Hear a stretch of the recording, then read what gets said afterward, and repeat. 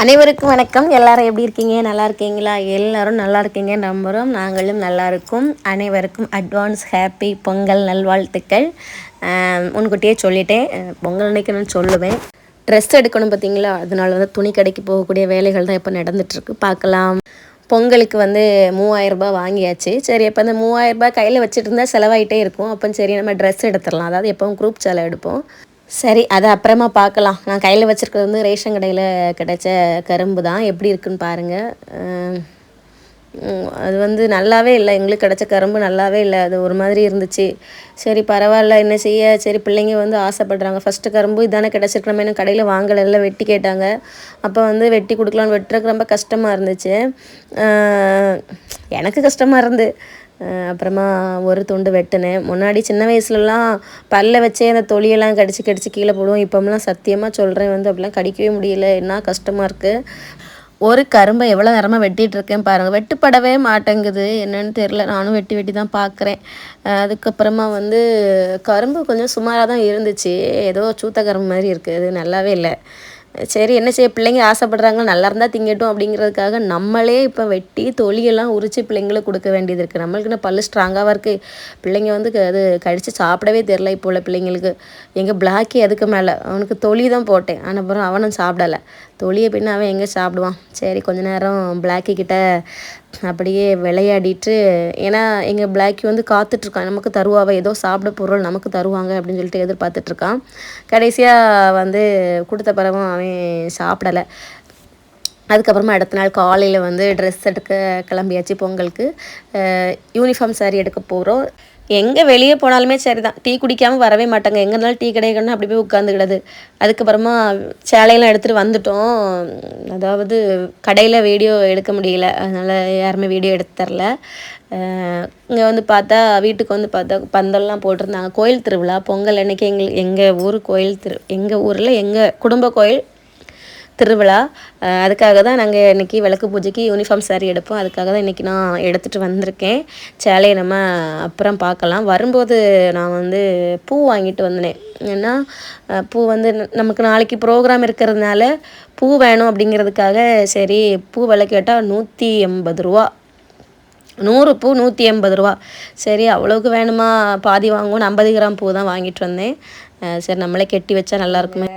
எனக்கு வந்து பூ யாருக்கெல்லாம் கிட்ட தெரியும், நீங்கள் வந்து கமெண்டில் சொல்லுங்கள். எனக்கு வந்து பூவெல்லாம் வந்து சொல்லி தந்தது, பூக்கெட்டை வந்து சொல்லி தந்ததே என்னுடைய குருநாதர் வந்து சுபா அவர்கள் தான் எனக்கே பூக்கெட்டை சொல்லி தந்தது. அவங்கக்கிட்டேருந்து நான் கெட்டி படித்தது தான். அதுக்கு முன்னாடி எனக்கு பூவெல்லாம் கெட்ட தெரியாது. செம ரேட்டு, பூவெல்லாம் வந்து ரொம்ப விலை கூடுதல். உண்மையாகவே நிஜமானி பொங்கலுக்கெல்லாம் வாங்க முடியுதான்னு தெரில, அவ்வளோ விலை. இன்றைக்கி வந்து 100 பூவெல்லாம் 180 ரூபா, 180 ரூபா சொன்னாங்க. 100 பூவெல்லாம் வாங்க முடியாதனால 50 கிராம் பூ தான் இன்றைக்கி வாங்கிட்டு வந்திருக்கேன். சரி, கேட்டிட்டு வந்து இது வந்து எப்படி இருக்குன்னு காமிக்கிறேன், பார்க்கலாம். விட்டு தான் கட்டியிருக்கேன். நான் கொஞ்ச நேரம் இருக்குது, அதனால் இப்போ நிறைய வேணும், அதனால் அப்படி கட்டியிருக்கேன். பூவெல்லாம் கெட்டி முடிச்சாச்சு. பாருங்கள், இவ்வளோ பூ வந்து இன்றைக்கி 90 ரூபா தான் நமக்கு. இதே நம்ம கடையில் வாங்கினா இன்றைக்குள்ள ரேட்டுக்கெலாம் எப்படி 200 ரூபாலாம் கொடுக்கணும். பரவாயில்ல, இருந்தாலும் தலைக்கு நிறையா பூ கிடச்சிது. பூ வைக்கலைன்னா எல்லோரும் வந்து லைவில் வந்துட்டு கேட்பாங்க, ஏன் பூ வைக்கல, ஏன் பூ வைக்கல. பூ இங்கே இருக்க விலையை விடுங்க, பூ கிடைக்கவே மாட்டேங்குது. சில நேரம்லாம் காலையில் ப்ரோக்ராம் இருந்தால் பூவெல்லாம் போனால் கிடைக்கவே செய்யாது. அடுத்ததாக வந்து ஒரு பர்த்டே ஃபங்க்ஷன், அங்கே போகலான்னு இடத்துல கிளம்பியாச்சு.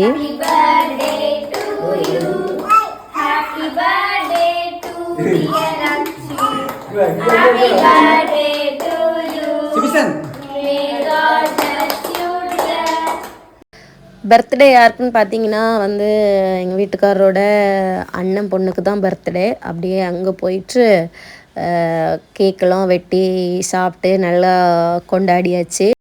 ஃபங்க்ஷன் வீட்டுக்கெலாம் வந்து மேக்ஸிமம் நம்மளுக்கு போகிறதுக்கு முடியாது. ஏன்னா வந்து ப்ரோக்ராம் இருக்கிறதுனால வந்து எந்த ஃபங்க்ஷன்லையுமே வந்து அட்டன் பண்ண முடியாது.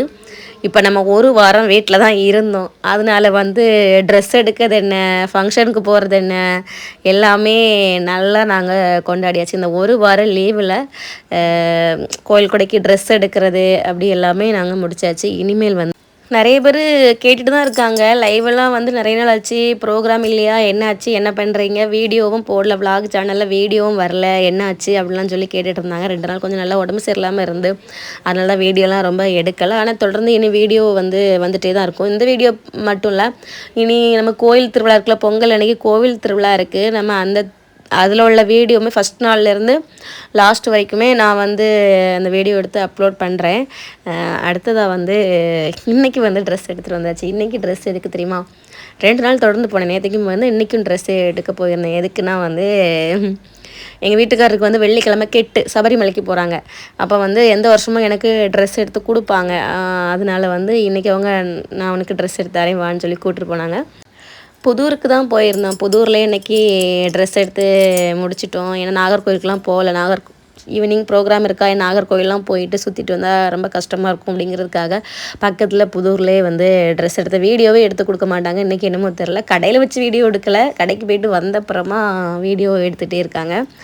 எல்லாருமே சேலை தான். நீங்களே வீடியோவில் பார்த்துருப்பீங்க, நிறைய இடத்துல சேலை தான் நமக்கு நிறைய பேர் அன்பளிப்பாக கொடுப்பாங்க. அதனால் சேலை இந்த தடவை வேண்டாம், சரி சுடிதார் எடுத்துக்கலாம் அப்படின்னு சொல்லிட்டு ஒரு சுடிதார் தான் எடுக்கன்னு சொல்லி கூட்டிகிட்டு போனாங்க. கடைசியில் எடுத்தது 3 சுடிதார். ஏன்னா ரேட் ரொம்பலாம் இல்லை, கம்மியாக தான் இருந்துச்சு. அதனால் கடையில் இப்போ நாகர்கோவில் போனாலுமே இதே ரேட்டாக ஆக தான் செய்யும். இருந்தாலும் நம்ம இங்கே இன்றைக்கி புதூரில் எடுத்துக்கலாம், ரொம்ப கம்மி பண்ணிலாம் கொடுப்பாங்க அந்த கடையில். அதனால் இன்றைக்கி நம்ம ட்ரெஸ் அப்படி 3 செட் எடுத்தாச்சு. சரி, இந்த பொங்கல் ரொம்ப பிரமாதமாக இருக்கும்னு நினைக்கிறேன். எல்லாருக்குமே அட்வான்ஸ் இனிய ஹாப்பி பொங்கல் நல்வாழ்த்துக்கள். கோவில் திருவிழாவுக்கு ட்ரெஸ் எடுத்தாச்சு. உங்கள் எல்லாத்தையுமே நான் கோவில் திருவிழாவுக்கு கூப்பிடுவேன். நம்ம வில்லிசை சேனலில் அந்த வீடியோ வரும். எல்லோரும் பக்கத்தில் இருந்தீங்கன்னா நிச்சயமாக வாங்க. அது மட்டும் இல்லை, குரூப் சேனல்னு முதையே சொல்லிகிட்டே இருந்தேன். அதை கடைசி வரைக்கும் காமிக்கவே இல்லை. இப்போ தான் ஞாபகம் வந்துச்சு. இந்த சேனல் தான் இந்த தடவை குரூப் சேனல் நாங்கள் எடுத்திருக்கோம் விளக்கு பூஜைக்கு. எங்களுக்கும் பிள்ளைங்களுக்கு எல்லாருக்குமே இந்த சேலை தான். நான் அந்த வீடியோவும் உங்களுக்காக போடுறேன். இந்த பொங்கல் எங்களுக்கு சூப்பராக இருக்கும். இந்த வீடியோ பிடிச்ச லைக் பண்ணுங்கள்.